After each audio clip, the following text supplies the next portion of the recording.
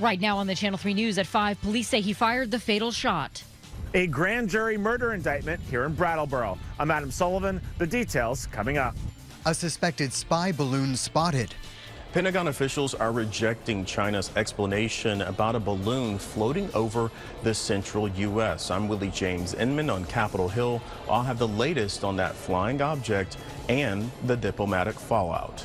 The mayor of the state's largest city wants lawmakers to crack down on guns. We'll tell you what he wants done. Plus, he's a master at making music. And now Vermont's DJ Fatty B is out with a new album. It really kind of changed the whole way that I looked at not only my life and my health, but just life going forward. Tonight, the heartwarming way the collaboration came about and how it will help sick kids.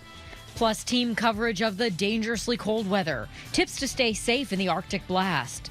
We see people prioritizing heat above all else. The mad dash to get homeless people inside. They're just trying to find a little place where they could be warm. And records could get smashed, including on Mount Washington,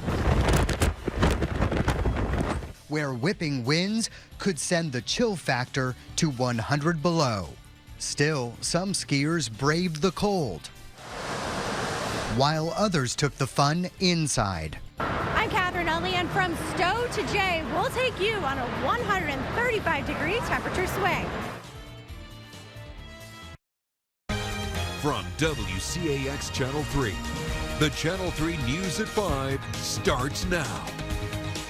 A once-in-a-generation Arctic blast. Thank you for joining us. I'm Darren Perrin. And I'm Kat Villianzoni. That's how weather experts are describing this deep freeze we're in right now. So let's go straight to Dan Dowling tonight to get the latest. Dan, what can you tell us? Yeah, frigid temperatures, dangerously cold wind chills starting last night when temperatures began to drop around midnight. We've been below zero most of that time now, and the wind chills will be very dangerous as we head through tonight and into the first part of tomorrow. It's also made for some interesting sights out there. You can see some of our cameras from around the region catching some of the interesting effects we've get with some of the steam fog we've seen on Lake Champlain. We've had numerous reports of some steam devils from some of this cold air over the relatively warmer water of Lake Champlain, where the lake temperature is still in the mid-30s. Elsewhere around the region, you're looking at Rutland now, where temperatures are beginning to drop. It's in the teens below zero. And one of our coldest locations up in Newport, not only you combine the temperatures that are below zero, the wind chill in Newport now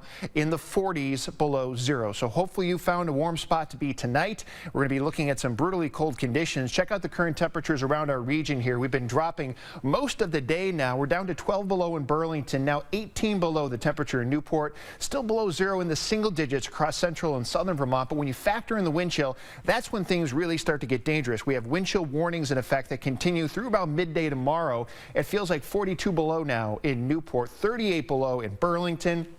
With conditions like that, you can expect to get frostbite in as little as 15 minutes or less. So cover up exposed skin or just limit your time outside completely over the next 12 hours or so. Now, forecast for tonight, we're expecting our low temperatures to drop into the 15 to 25 degree range, not even factoring in the wind chill. We'll see partly cloudy to mostly clear conditions, and it'll be a frigid start to your Saturday as we head into the afternoon. Temperatures begin to warm up. We'll see the wind begin to back off a bit as well. So improving conditions as we get into the second half of the day. Not nearly as cold, but still pretty chilly out there. Fortunately, the second half of the weekend looking a whole lot better. We've got temperatures in the 20s and 30s on the way, looking a bit better, and the rest of the forecast heading into the rest of the week looking a bit better as well. Things get back on track, but certainly protect yourself from this bitter cold tonight and tomorrow. We'll have more on this coming up. We'll send it over to Jess in the Weather Center. Jess.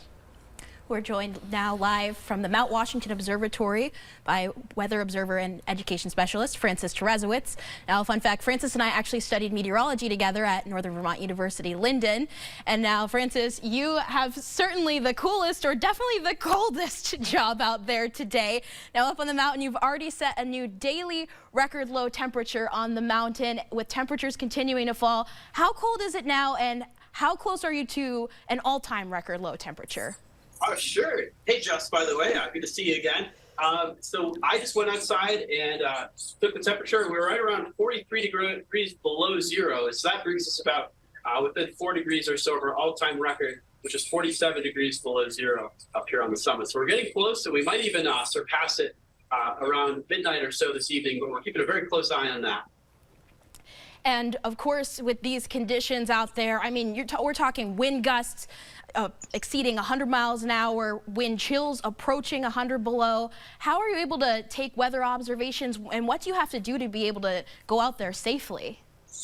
Really, the key word is layers, and lots of them. I've got a whole stack of clothes sort of just off camera here, but I'll show you my outer shell here. So we've got a nice thick, I call it the sleeping bag. And so this jacket keeps me nice and warm, but I've got about 3 other layers as well. And I really do prefer wearing mittens and inner gloves as well to keep my fingers together, keep them nice and warm as I'm taking those observations. So yeah, really it's all about layers and covering yourself, because it's a lot easier to maintain heat as opposed to generating it. And of course, you work on all kinds of projects, outreach, and of course the observations are a huge piece of what you do as well. How much time are you actually spending outside? Pretty much every hour, about 15 minutes or so. And so on a day like today, you know, frostbite sets in as little as a minute or so up here on the summit. It's really, really important to stay covered as I'm going outside. And of course, we've been trying to spread the messaging for hikers to avoid the mountain in this type of conditions. But I imagine even for you guys, just getting up and down the mountain this time of year must be difficult. What is it like getting up and down the mountain, and what kind of opportunities are there for that this time of year? So we use what's called a snow tractor, and that ride can take anywhere from 1 to 8 hours or so just to get up and down the summit. And sometimes we won't even attempt it because the visibility is too low. So it really does depend on the week and the driver. Of course, more experienced drivers are a bit more comfortable driving in some more extreme weather. But yeah, we're hopefully not looking at any hiccups for this Wednesday shift change, but definitely keeping a close eye on the forecast too. Awesome. Well, great seeing you, Francis, and thanks for joining us tonight.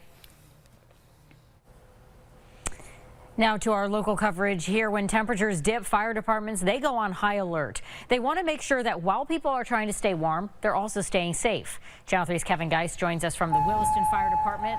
Kevin, what do they look out for?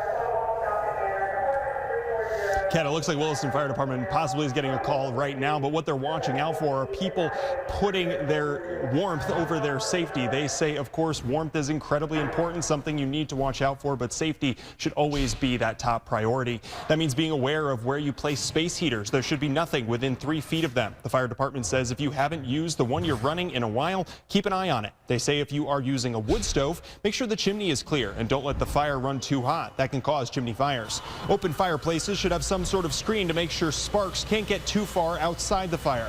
Williston Fire Captain Prescott Nadeau says before bed, give your house or apartment a sweep. Says make sure that they have both smoke and carbon monoxide detectors, and make sure they work. Just a quick push of the test button to make sure they work is going to potentially save their lives or their loved ones' lives. Other things that they can check for would be to make sure that if they have any type of heating source, that there is that 3-foot barrier around it from any flammable objects. Nadeau also says you shouldn't try to warm or thaw pipes with an open flame like a torch. That's a recipe for a fire. Instead, use a hairdryer. And still ahead at 6, you can hear some tips and tricks about keeping the heat inside and that cold air where it's supposed to be outside. We're live in Williston tonight. Kevin Geist, Channel 3 News. Kevin, thank you. See you then. With even colder conditions on the way overnight, authorities are urging all Vermonters to stay inside. But not everyone has that option. Our Kiana Burks was out again today talking with people in need of emergency shelter. Kiana, what'd you find out? That's right, Darren. It's cold out here now, but it's only going to get colder as the night goes on. That's why community organizations across the state are ramping up their operations to try and save lives. The brutally cold temperatures this Friday and Saturday will be tough on anyone who steps outside. But what community organizations in Vermont are really worried about is those experiencing homelessness. The National Weather Service has warned of extreme cold and dangerous wind chills statewide over the 2-day period. But while meteorologists and state officials are urging Vermonters to stay inside, not everyone can. In response to the dangerous situation, several Vermont agencies and departments are working to support Vermonters in need by making food and shelter more accessible. People camping in garages, people starting little fires in the corners like I told you, people scraping, scribing, you name it. They're just trying to find a little place where they could be warm, they feel safe. Please know that they can come here, they can get warmth, they can get food, they can get connecting to housing resources, and if they need a place to stay, the Miller Center will be open tonight, tomorrow night, and through midday on Sunday. During this extreme cold, day warming shelter hours will be extended, while the overnight shelters will be open earlier in the afternoon. So there is no time that people in need will be left out in this frigid cold. Reporting in South Burlington, Kiana Burks, Channel 3 News. Kiana, thank you. Let's go back over that. Warming shelters are open in Burlington. The Miller Center is open today and tomorrow from 5 at night until 8 in the morning. And the day center, as we said, will extend its hours, which you can see on your screen. The day center hours started at 8 in the morning. There are overnight shelters in Barrie and Rutland, and there are warming locations across the state. For a full list, go to WCAX.com. You can also call 211 for more information. And the Vermont Emergency Management Center has a list of things for you to remember to keep safe. Limit your outdoor activities. Excessive exposure can lead to frostbite and hypothermia.